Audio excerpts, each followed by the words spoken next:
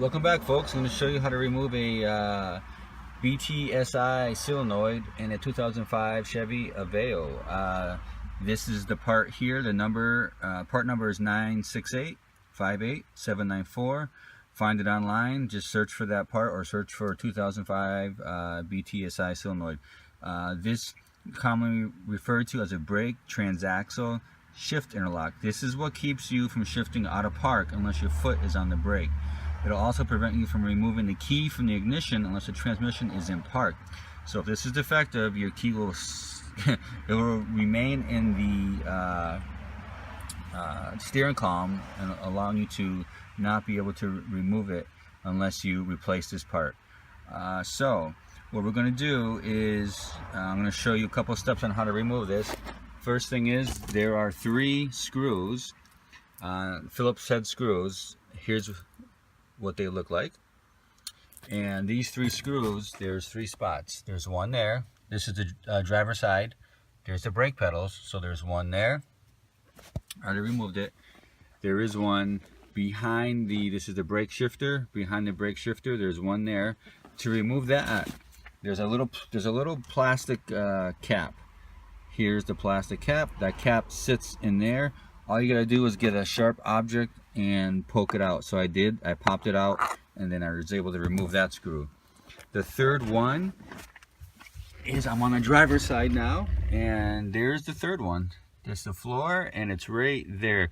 Once you remove those 3, the next thing we're going to want to do is remove the shifting knobs. To do that, take this metal ring on the bottom and twist it counterclockwise. So you're going to be shifting it this way. Just like that. You can see now it's loose. Once you do that, all you gotta do is pull up on the knob. The knob comes right off. Put it aside. Next thing we're gonna do is remove this boot from the e-brake. So pull it up from the back like that, and just pull it up over the knob here, and then you can slide it right off. Put it aside. Here's the tricky part. See that little nut right there? That's going to be the bane of your existence, my friends. That's going to be tough to remove. It's not tough to remove, it's just going to take some time. So what we're going to do is measure it. I'm just going to use a tape measure, and I'm going to measure off from the top of that nut, from the top of the nut to the top of the stud there. And I have, it's tough to see, but I have just over 3/4 of an inch, which is 13/16. So I marked it down, 13/16. You're going to take your I have a 10 millimeter open-ended wrench that I'm going to use. There we go. You can shift this back and forth now. See, the console is loose. Shift it back and forth. And all you're going to do is put it on here, and you're going to go counterclockwise. So just put it on there and twist counterclockwise, and it will loosen up for you. And so go ahead and do that until you get your e-brake handle to a point where you can vertically lift it up further than what it is. And then once you do that, see how loose this is already?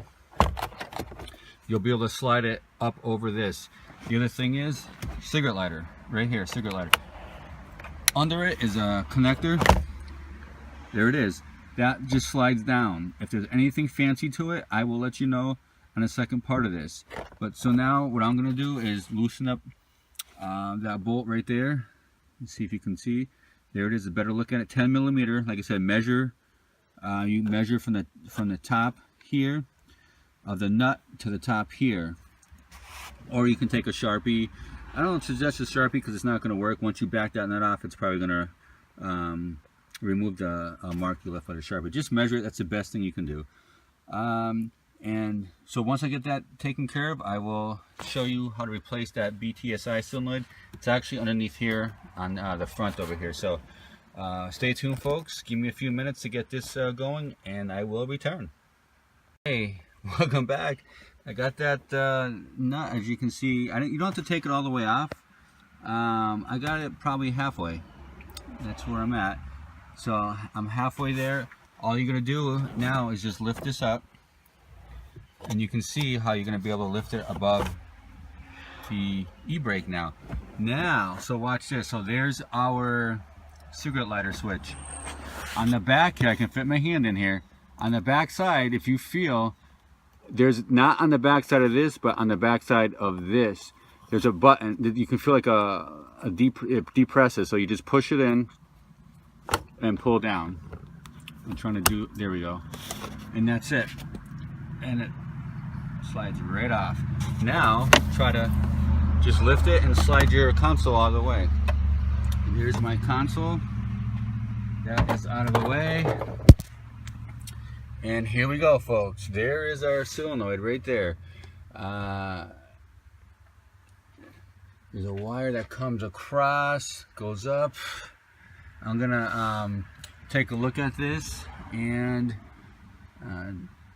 first, before I show you exactly how I'm gonna remove it, because I don't know just yet. But stay tuned, folks, and let me just take a look at this, and we'll start the video back up here shortly. Okay, welcome back. So we're gonna have to remove this shifting housing assembly. I already loosened all the bolts up. There's 4 of them. There's one here, there's one over here, 2, and there's 2 back here, 3, 4. So I already, like I said, it's a 10 millimeter. I use a 10 millimeter socket. I already loosened them up, so I'm just gonna pull them out. And like I said, I'm just speeding this up so we don't have to go through and waste time doing it. Now you're gonna have to flip this on its side. So just there's actually a connector. This connector here I already removed. This is where it seats into, as you can see. Press this in. It's simple. Press and pull out. That's all you got to do. That removes that connector. That's part of that BTSI solenoid. Pull it up. Pull this down, this cable. Lay it on its side. See these 2 metal clips right here? They're plastic, actually. They go into metal clips. So you're gonna hold this. I'm holding. My fingers are gonna press up, and my thumbs are pushing down, because you're gonna have to push this up a little bit. See, there, just like that. Boom. Now flip it over on the other side, and do the same thing. Because see our wire, you can zoom in, camera woman. The other part goes way into there, and that's, oh, actually now it's loose. So now, perfect. Look at that.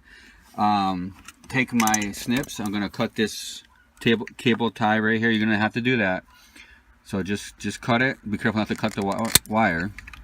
You probably could, because it's no good anyways. You're placing it. So that takes care of that. This is disconnected. So now, hopefully I can slide that out. Look at that. Slides right out. And the plastic tabs are broken.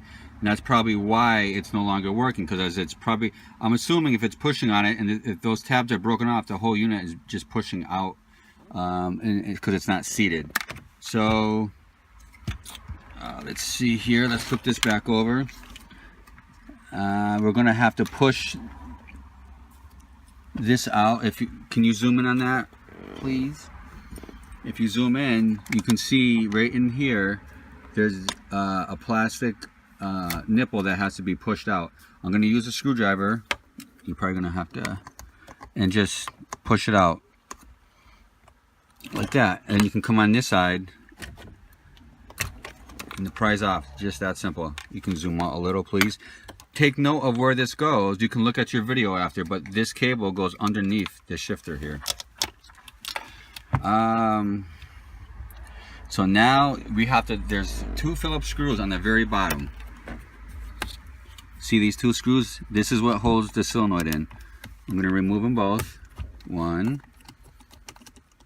And just to let you know, those four black bolts that hold the column in, those are all the same size, so you don't have to worry about putting them, and so aren't these screws.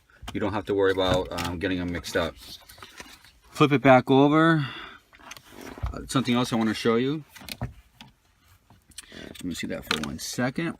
If you look inside there, see the solenoid, see how it goes? There's like a toggle in there. It seats right inside that opening. And the new solenoid, this part here is what I'm referring to. That part there fits inside of, you'll see it right there. So it fits in there. We're going to have to remove that. Oh, where is it? That part right there. So that looks like it lifts up and out. So just to let you know, that's where it's going to get replaced. So and from what I can see, that's all. If we lift that piece up, it'll come up and then out, and then the new one is going to have to go back into the same spot. Actually, so you don't want to break anything. Let me reposition myself and try it. It's tough. All right, here we go. That's that. Lift up and out. There it is. Camera woman. Yep, make sure that's on top so it doesn't change our recording view. Here it is. One, two, that, like I said, that goes under. Pull it all out. The new one looks a little different. That's the old one. The new one is right here. It's the same thing. I mean, it looks a little different, but it does the same thing. So, same. The cable, I already checked. The connectors are all the same. Put the old one aside, and like I said, fish your new wires under here. 1, 2. And this doesn't, okay, we're gonna put it, we're gonna hold these wires facing the driver's side, so don't spin it around. I'm gonna put it this way just to have some relief on the wires. And here we go. Gonna put it inside, and we have to get it, I wonder if you can see that.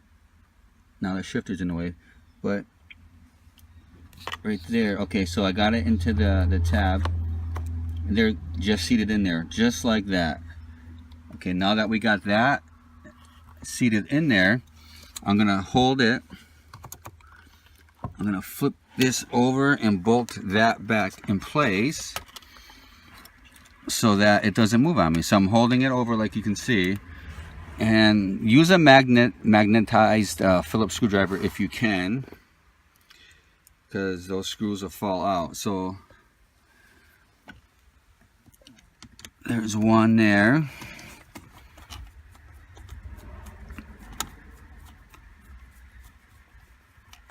And second one. There.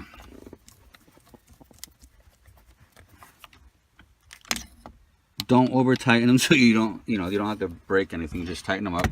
Flip it back over. And this connector, as you can see, plugs in. It has the same little plastic nipple. So push that back into the hole as such. That one's a little different. There we go. And now we want to push this back into its place up here. So see that hole right there, camera woman? Perfect. You rock. The tab, there's 2 tabs. 1 and then 2. And then if you notice on the old one, they're broken off. So that's gonna slip up in there as such. You might want to take your screwdriver and just try to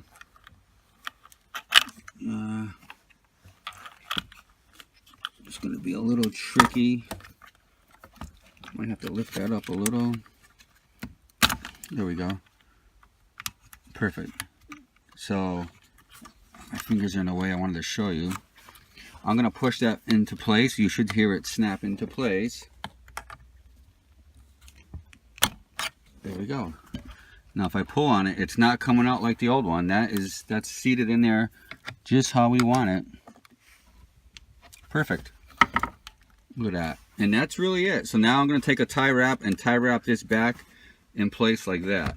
I think I'm gonna pause the video here because my battery's running short before I put it all back together. But so far that's where we're at. We have the new module in place, and once we put the turn the power, put it all back together, turn the power back on, I should, without removing the fuse from the radio clock, I should be able to turn this on and remove the key. Alright, so I'm going to charge my phone. Stay tuned, folks. We'll be back shortly.